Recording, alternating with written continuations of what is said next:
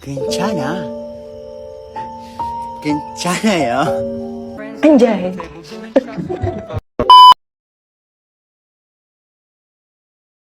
Assalamualaikum warahmatullahi wabarakatuh.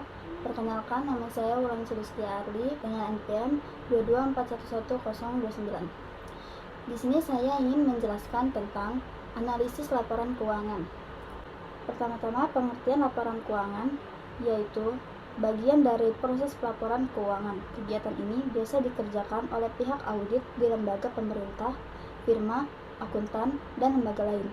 Tujuannya adalah memastikan akurasi serta tujuan terkait pembiayaan pajak atau investasi.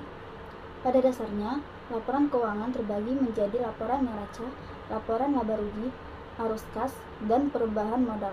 Jenis-jenis ini berguna untuk sumber informasi. Laporan tersebut juga akan dipakai oleh perusahaan atau stakeholder, misalnya investor.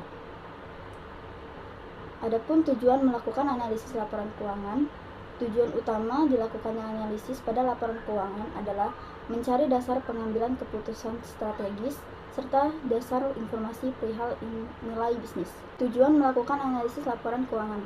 Tujuan utama dilakukannya analisis pada laporan keuangan adalah mencari dasar pengambilan keputusan strategis serta dasar informasi perihal nilai bisnis. Namun, ada beberapa tujuan yang lebih penting, diantaranya adalah sebagai berikut. Memahami potensi perusahaan untuk melunasi hutang dan bunga, baik jangka panjang atau jangka pendek. Memahami potensi perusahaan dalam memanfaatkan aset untuk menghasilkan keuntungan. Mengetahui perubahan dalam posisi keuangan di suatu periode. Memproyeksikan seperti apa bisnis yang berjalan di periode selanjutnya. Menilai kinerja bisnis di periode yang sedang berjalan. Membandingkan nilai perusahaan sendiri dengan nilai kompetitor. Mengidentifikasi bagian keuangan yang mengalami kendala. Menjadi bahan pertimbangan untuk investor, semisal ingin melakukan investasi di perusahaan tertentu. Menjadi bahan acuan pemerintah dalam menetapkan nilai pajak yang harus dibayar perusahaan. Menentukan perkembangan yang dialami perusahaan dan mengetahui seberapa besar kerusakan yang terjadi. Analisis laporan keuangan yang dilakukan guna menguji keterkaitan angka-angka akuntansi dan tren angka tersebut dalam periode waktu tertentu.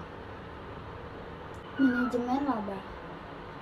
Analisis akuntansi perlu dilakukan sebelum melakukan analisis rasio karena terdapat distorsi sehingga penyesuaian dilakukan agar laporan keuangan mencerminkan keadaan ekonomi yang sebenarnya. Disesuaikan dengan tujuan khusus analisis laporan keuangan, dan laporan keuangan disusun untuk tujuan umum, sehingga jika ada tujuan khusus dalam melakukan analisis, maka perlu dilakukan penyesuaian.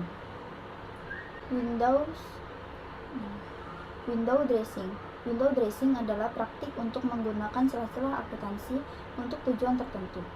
Window dressing sering juga disebut sebagai praktik earning management. Tujuan window dressing dapat dibedakan menjadi dua, yaitu efisiensi dan opportunistic.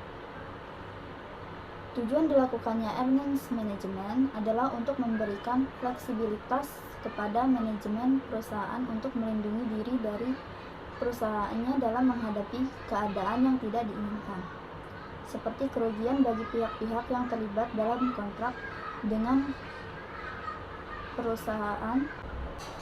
Pada awal bahasan disebutkan bahwa ada sejumlah jenis laporan yang dapat dianalisis, yaitu 1. Neraca. Di bidang akuntansi, neraca merupakan laporan keuangan perusahaan di mana di dalamnya adalah informasi aset, kewajiban pembayaran ke pihak terkait mengenai operasional serta modal di periode tertentu.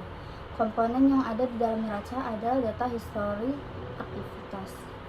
2. Laporan laba rugi. Laporan ini akan memperlihatkan situasi finansial perusahaan, apakah sedang dalam kondisi rugi atau untung. Biasanya ada banyak catatan kerugian dan keuntungan perusahaan di dalam laporan ini. Catatan tersebut diperoleh dari hasil penjualan produk serta beban yang dikeluarkan perusahaan. 3. Laporan perubahan posisi keuangan atau arus kas. Laporan ini akan memperlihatkan akuntan atau manajer seperti apakah perusahaan dipakai selama ini. Ini berarti manajer bisa memantau semua sumber serta bagaimana penggunaan dana perusahaan. Laporan ini termasuk krusial dalam analisis laporan keuangan karena adanya arus kas bisnis. Disebut juga sebagai laporan arus kas. Di dalamnya terbagi 3 kegiatan utama. Di antaranya adalah aktivitas pendanaan, operasi, dan investasi. 4. Laporan perubahan modal. Laporan perubahan modal akan menunjukkan penurunan atau peningkatan modal bersih di suatu periode.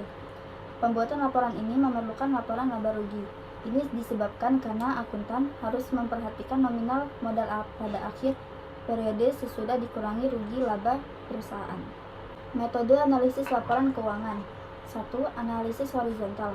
Metode analisis horizontal merupakan metode dengan melakukan perbandingan tiap pos yang sama dalam laporan keuangan dengan periode berbeda. Biasanya, perbandingan yang akan dianalisis berdasarkan 2 atau 3 periode lebih awal. Apa lagi nih?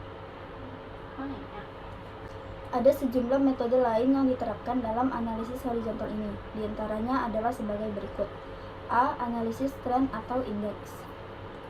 Analisis ini digunakan untuk melihat kecenderungan dalam posisi keuangan. Umumnya, tahun dasar yang ditetapkan ditandai sebagai indeks 100. Kemudian, tulis metode tren serta indeks laporan keuangan dengan langkah-langkah berikut. 1. Tentukan tahun dasar. Tahun dasar biasanya adalah tahun awal atau tahun representatif di periode yang akan dianalisis. Tentukan angka indeks 100 pada tahun dasar untuk setiap pos pada tahun dasar.